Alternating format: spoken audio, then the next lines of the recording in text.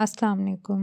उम्मीद करती हूँ आप सब खैरियत से होंगे, अपने घर में खुश आबाद होंगे। अच्छा जी, ये था नाइला बाजी का घर। अब आप सब सोच रहे होंगे कि ये भई ये नाइला बाजी है कौन? खैर बता देती हूँ, ये मेरी खाला की बेटी हैं जो मेरे घर के बिल्कुल सामने मेरी पड़ोसन बन गई हैं। मेरी कज़न है, मेरी बड़ी बहन है। खैर अल्लाह ताला इनको अपना घर नसीब करें, आमीन। हँसता बसता खुशियों वाला इस नए घर में इनके लम्हात गुज़रे, ज़िंदगी गुज़रे। अच्छा जी, तो इनका घर हम मेरे बिल्कुल सामने था, तो हमारे घर में गेस्ट आए हुए थे। खैर सामान वगैरह पहले पहुंच गया था, तो मैंने फिर जो ट्रक में सामान आया था उन सब के लिए चाय-शाय का इंतज़ाम किया और फिर मेहमान भी पहुंच गए थे। तकल्लुफ़ कर दिया था, बस फ्रूट ले आए थे। खैर साथ-साथ मैंने कहा बर्तन भी धोती रहूँ, ज़्यादा बर्तन हो गए तो बहुत ज़्यादा फिर मुझे दिल को कुछ होने लग जाए इतने ज़्यादा बर्तन देख के। खैर धोने तो मैंने ही थे, तो धोती के साथ-साथ मैंने कहा साथ-साथ सफाई भी अच्छी बात है। खैर दूसरी तरफ चूल्हे पे मैंने खाना भी रखा हुआ था, तो मेहमान थे हमारे गुजरात से आए हुए। खाला आई थी, उनके बेटे आए थे, बहू आई थी, तो कज़न मतलब तकरीबन काफ़ी लोग थे।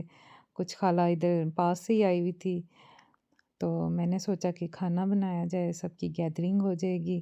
इसी बहाने ही सब मिल-जुल के बैठ के खाना-शाना खाएँगे, एंजॉय करेंगे। खाना मेरा जो था, मैंने चिकन कोरमा बनाया था और साथ में मटर का पुलाव बनाया था और साथ में चटनी वगैरह थी। खैर मेरे से जितना हो सका मैंने किया। मैंने कहा फ़िलहाल करते हैं जितना हो सकता है। इधर मूसा और आयत दोनों जो थे लड़-लड़ के बुरा हाल किया हुआ था। मूसा ने आयत को इतना मारा, मतलब उसके साथ कोई भी अच्छा वो नहीं कर रहा था। खैर सब बैठ के चाय पी रहे थे और यहाँ पर फिर हम गए खाना-शाना हमने जब खा लिया, तो हमने कहा चलो अब चलते हैं सामने, सेटिंग वगैरह करते हैं।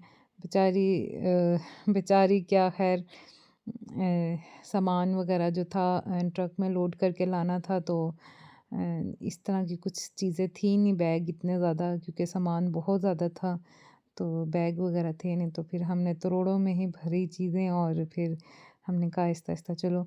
फिर अब ये है कि अल्लाह का शुक्र है, मैं इंशाल्लाह आपको जल्दी उसके घर का जो है टूर करवाऊँगी। खैर अभी तो हमने छोटा ये जो कमरा था, इसको हमने ड्राइंग रूम बनाया और हमने कहा साथ-साथ ना हम लोग करते रहते हैं। फिर हमने एक कमरे में सारा मतलब कर दिया, फिर उन्होंने खुद ही अपने हिसाब से भी छांटी-छांटी करनी थी हर चीज़ की, तो फिर वो करना था। फिर अब्दुर्रहमान को बोला जी कि चलो जी झाड़ू उठाओ, एक ने झाड़ू उठाया, दूसरे ने उठाया, सब ने कहा जी हमें भी व्लॉग में लाओ, हमें भी व्लॉग में लाओ। मैंने कहा ठीक है आ जाओ, आ जाओ। तो खैर कज़िन्स वगैरह आई हुई थी, इधर पास से ही आई हुई थी। इन्होंने कहा जितना हम आज कर सकते हैं नाइला बाजी की हेल्प कर देंगे।